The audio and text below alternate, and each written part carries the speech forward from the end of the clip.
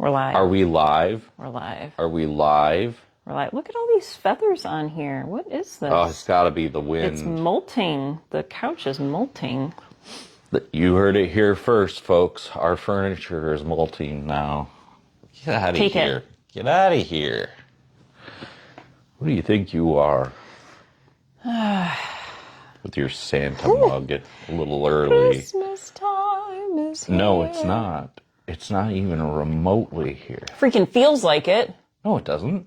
It's 47. Exactly. Listen, I'm coming from the sweltering weather of South Carolina, where it was a balmy 75 degrees all week. This is like the tundra. Yeah, well, while you were there, it was in the upper 80s here. Pretty sure there's a thing, whenever I go south, it's warmer up here than it is down there. It's a thing. It's a thing. Anyways. Hello, everybody. Welcome back. Hello, everybody. Took a little hiatus last week. Must be nice. Yeah, it was nice. Thanks. Thanks for asking. I didn't ask. Thanks for I made a statement. statementing. Oh, the mail's here. Someone's walking dogs.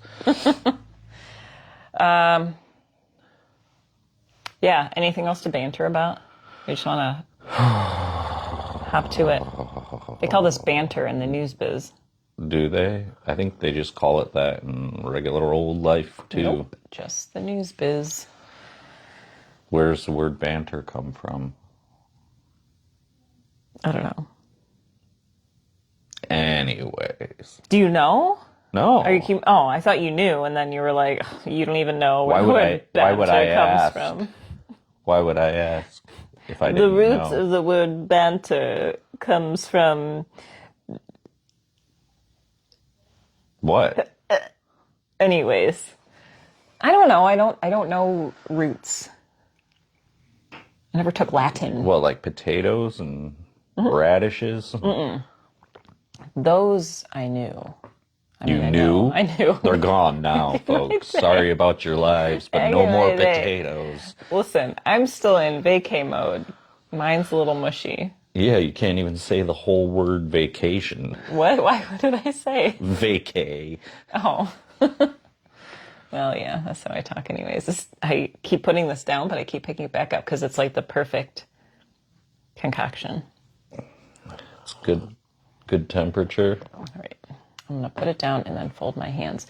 Hey, if you're not doing anything on Saturday, we are cordially, I don't know what that word means, but people say it.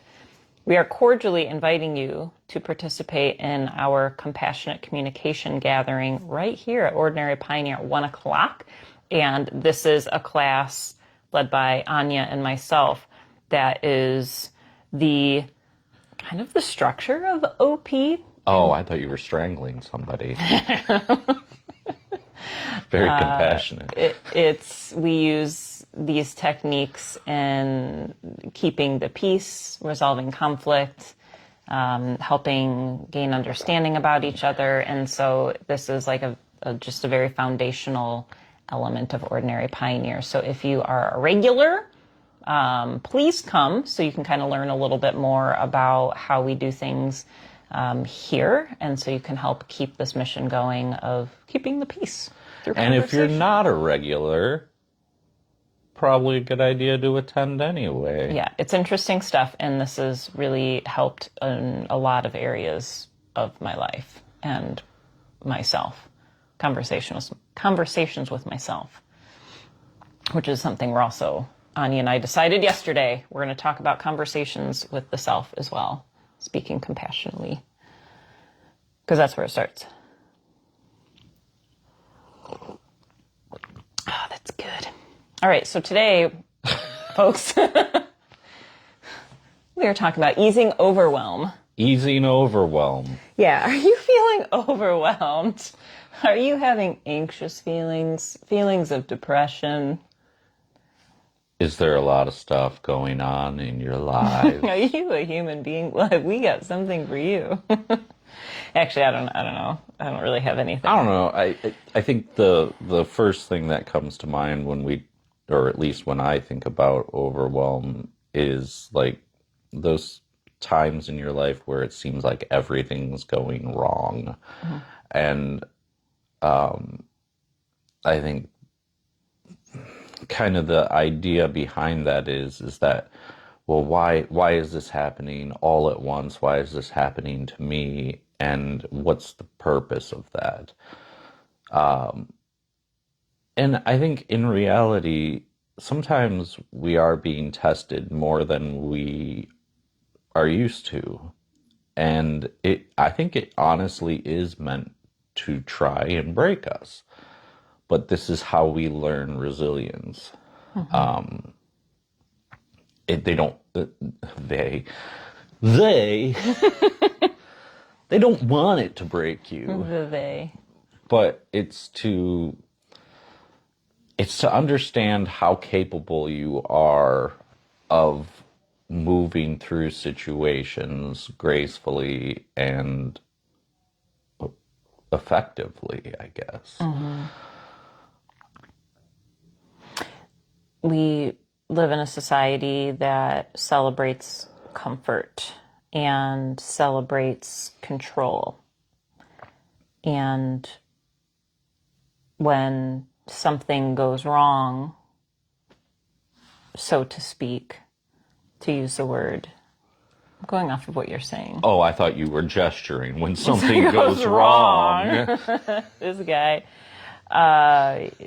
that it's a change that's taking place. And I think it's been ingrained in us that change isn't a positive thing, because then that's awakening us to we are not the one in control.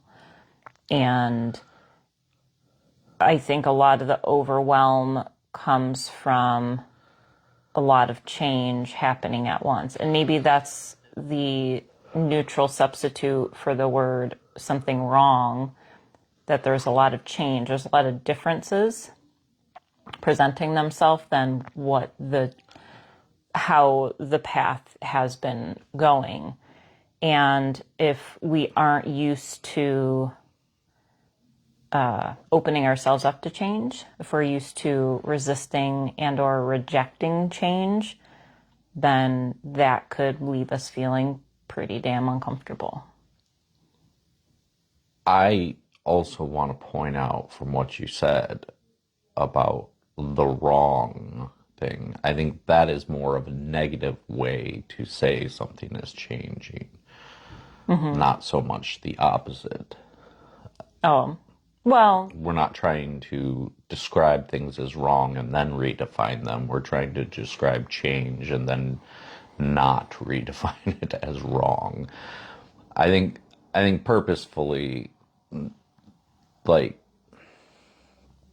when we say something's wrong, we just mean something's different. Mm-hmm. And it's not comfortable to us because we're not used to it. And sometimes we just have to go through those steps of what we deem as wrong and realize that it's just adjusting. Mm-hmm. It's either energetic adjustment, well, which everything is, but to divide things to more practical mindset, sometimes your body changes, and it feels weird and different, and it can feel like pain and it can feel like discomfort generally, but it is just something different than you're used to. Mm-hmm. And the more you can remind yourself of that, it takes a lot of the pressure off of it. Does that make sense? I think so. My catchphrase. Does that make sense? Yeah. It has me thinking too, with if change is the word, or what was the other, something different, is that what we said? Yeah. But if something's changing, that could be something that seems wrong and something that seems right. And even if something seems right, there can still be discomfort, because at the root of what's happening is change is happening. So even if, I talk to people who have all these wonderful things happening in their life, and there's still a level of discomfort because the thoughts of the mind are creating that discomfort to say, oh, I'm not used to receiving all of this positive energy, or I'm afraid that it's going to be taken away from me, or, what comes up comes down, and so then the story starts to create itself, and that's that resistance to the change. And it's just like with the weather, with the weather changing, I could stay indoors more and resist the change. And then every time I go outside, it's like that abrupt, hits you in the face kind of cold. Or I can continue walking my son to school every day, which is my intention. And so that way I begin to gradually adjust to the changing temperatures. So it makes it a little bit easier. And something I've experienced a lot, and I see other people struggle with this too, is we resist change so much. We ignore the signs, the signals from the universe that, this needs to shift in order for you to move on to the next phase. And the more we resist or deny that reality, the more pressure that builds until pop. Pop? Then the universe starts to change things in a way that makes it more abrupt versus gradually allowing the flow into the next phase. Two things about that. Did you mean pop as in the northern way of saying soda? Nope. Okay. Other thing.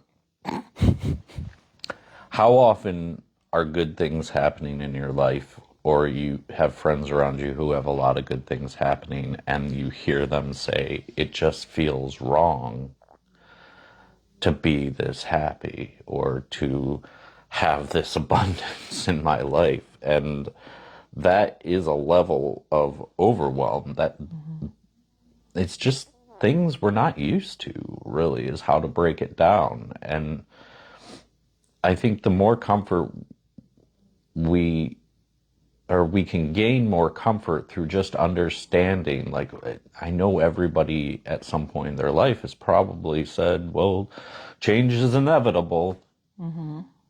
Take that to heart in those moments, like really analyze what that means. It's maybe it's difficult, maybe it's not. It's going to depend on the individual, but to realize that change is inevitable can help you navigate through the tough moments in your life a lot more level, I guess, or balanced. Also, are we assuming the change? And that's what's terrifying to us. If a shift happens in our life, okay, there's the action that has happened or the event. Are we making meaning out of it and creating a story of what that change means? And that's what's causing the anxiety or depression or overwhelm. If we are present and looking at the energy from a slower perspective, because everything happens, I think, simultaneously, everything everywhere all at once, right? Everything's happening very rapidly and also very slowly. And when we're present, if we tune into the gradual shift of what's taking place, I don't think it seems as complex because there's no story tied to it. It's the cut and dry, lost my job, Right. or whatever happened. Okay, now what?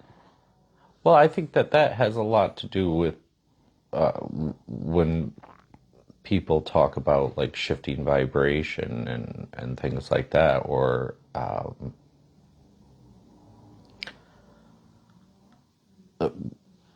I want to come back to the everything's happening all at once point, and that is to really realize the truth of that you have to slow down your life. You have to become singularly focused on just the self. And it legitimately alters how you experience time. And it also then alters time itself. Think of how much more you can get out of an hour of meditation than hands-on learning. You know? Yeah. So that's what is happening when we talk about shifting vibrations. That's what's happening, is we're actually just shifting how we perceive things. And to perceive things at the core of ourselves is to perceive, I suppose, infinite love, or the true purpose of existence. What was the description I used the other night about love? I was trying to think of it today. It was something about Oh, it was non-resistance. yeah. Yeah. So like the Instead chaos of it and all being this very sweet, and like most of us think of love and we think of like romantic love, or we think of how much we love our pets and things like that. And it's this very soft feminine trait that people carry. But the true reality of love is that it is just not resisting what is going on inside and outside of yourself. And with what you're saying of being present and slowing down, I don't think I made this part up. I think somebody had spoken to this analogy before, but it would be like if you look at a Claude Monet painting, A Maud Monet. and you like zoomed in and looked really, really closely, it would just look like a messy blotch of probably cool colors, because that seems to be primarily what he uses, cool colors. Pastel. But then, if the present moment would be like being in that blotch of color and then zooming out to the whole picture. And even if you can't see the full story of your life, there can be appreciation generated in the present moment for the full orchestration of everything. Like today I was thinking, I had like a really weird morning, and all kinds of things were stewing in my mind, and got some rather disappointing news. And but during my meditation this morning, I felt like I come back to the story of Job a lot, where, you know, it just like Job gets so broken down by all the things that happen. And not that any, like, what I'm dealing with today is anything near, like, you know, his disease and loss of all of his family and home and all of that.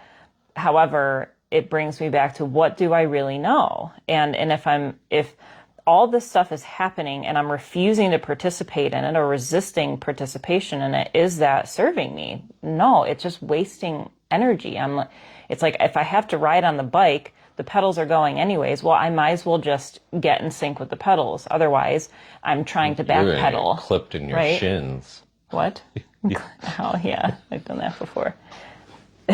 So, in the releasing the resistance, we're able to have a full appreciation without even knowing all the details that something greater is an orchestration here.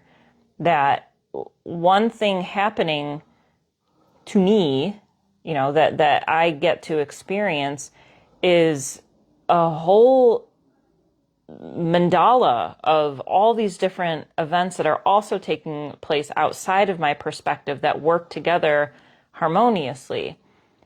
And if I know that, then what's the problem?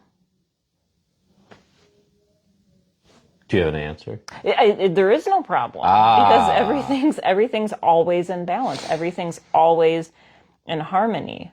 But I have to be present in order to remember that and release the story, which is the resistance, trying to control things. Right. We can only control our inner self, even our outer self. Sometimes we have spasms. Ah, get out of here.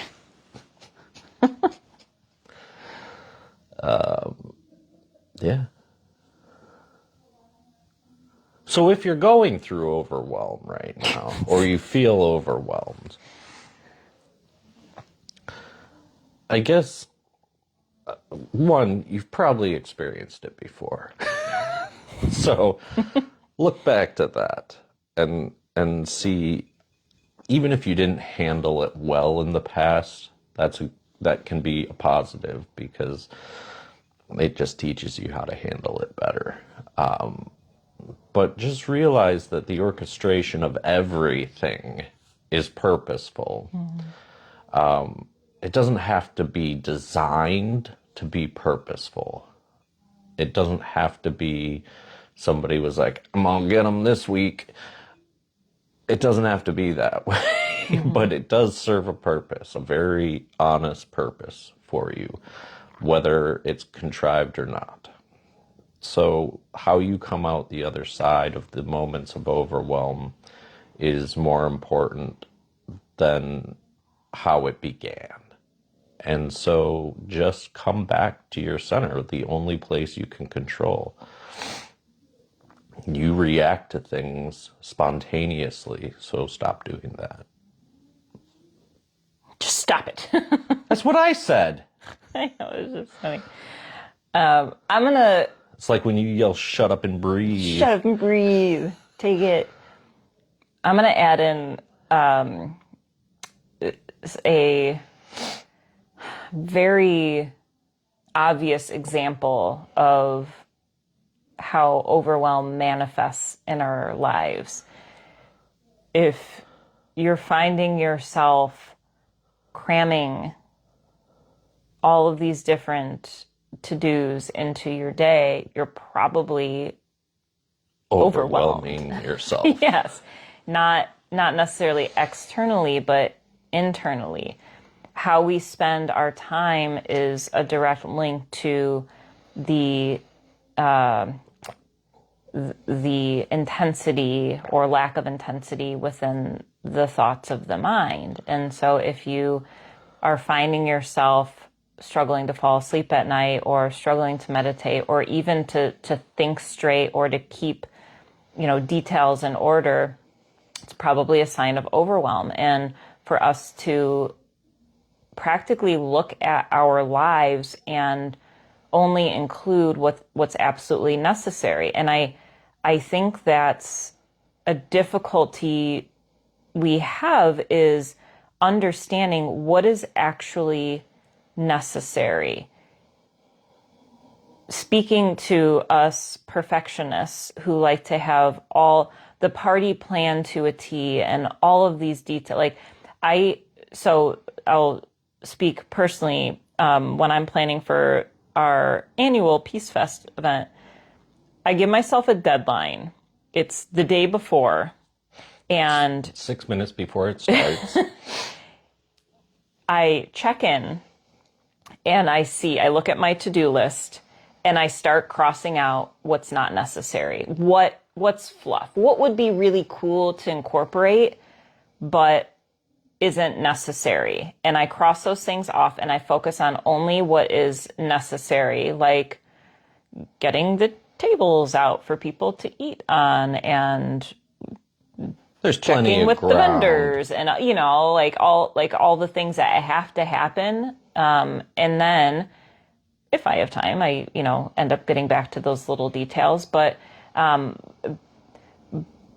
for myself, I want everything to be in perfect place. I want to create a show. I want it to be a wonderful spectacle and all that.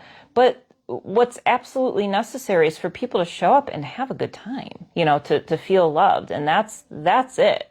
And so when we're planning out, and I think I talked to a lot of mothers, and all the things that we put on ourselves to get the family household working smoothly, right? Like if we don't take weeks off because if we took a week off, then, who's going to do this? Who's going to do this? Who's going to do that? And I hope we're blessed with, partners or family that can help and children that can help. But I know a lot of mothers that take all of this responsibility onto themselves. And so why are we doing that? Why are we taking on so much when it's not necessary? The kids will be fine. The kids can make their own dinner, right? The kids can learn to do laundry. Some of them. Or laundry could wait till the next day. Meal prepping and all of the things. It's like it's become this. I think the self-help books enhance the overwhelm of, now I have to do all of these things. I have to take my supplement. I have to wake up on time to read my book. I have to listen to my podcast. I have to exercise. I don't have time to meditate because I have all these other ways that I'm taking care of myself. You know what I mean? Yeah, I know what you mean. We create this. So if we're overwhelmed, just stop all the extra stuff. Or just create something different. Well, yeah. But I think we need to whittle down to what is absolutely necessary for us to accomplish that day. And I see this is why a lot of us get sick, because we don't pause. If we don't have time to meditate, and we're overwhelmed, that's the first thing I would say we need to go to, is to take 5-10 minutes every single day to do absolutely nothing. Not listen to a podcast as a meditation, not even listen to a guided meditation. Sit down, shut up, and just be there. When life hands you lemons, just chill out. Is that the saying? I don't know. We need shirts like that. When life hands you apples, make chocolate Just cake. eat them. Give the apples to the squirrels and make yourself a chocolate cake. Do you notice that if your mind is busy, well, and there could be two things too. Other people just shut down. If life gets too busy and chaotic. Yeah. I mean, I'm either the extreme of creating all this stuff to do or completely shut down and sleep all day. That's the pattern. Now I sit and I meditate and I look at, well, why am I overwhelmed? Mostly I try to navigate it when I could just let it flow where it flows. Mm-hmm. I try to steer the boat. And then what happens when you try to steer it? I don't know. Sometimes good things, sometimes bad things, but it's always up in the air. Well, either way, we get to learn from it. Right. Does this feel good? Keep doing it. Does this not feel good? Ow, my toe! Don't do it. Don't stomp on my own foot. Have you done that? On purpose? No. On accident? Sure. Brought to you by Big Me Coffee. Don't plug them. You're drinking it. They can't see that. Oh my goodness. All they see is we love the people behind our coffee even more. Anyways, is there anything else you wanted to This cup is touch made on? with 90% plant-based renewable resources. That was the only other thing I wanted to touch on. Oh, well, that's great. Way to go, Big B Coffee. Way to recycle. It's really big of you. Keep it down. There's a class going on next door. Jeez. Anyways, thanks for joining us. What's your last word? Big B Coffee? Better choose it wisely. What does that mean? You better choose it wisely. My last word. Choose what? What's it? I got my last word. Oh, I thought you were like advising us. I was like, oh my gosh, what am I choosing? And then I felt really overwhelmed. I got nothing now. Okay, well, great. Anyways, Brought to you by Medusa. We should do a full episode just on Medusa. You say that a lot, and it Never seems said it. completely pointless to do. All right, friends. Thank you once again. Coming up next week, we have a very exclusive episode for you. Yeah, we already You don't want to miss it. How exclusive it is. Namaste. Much love.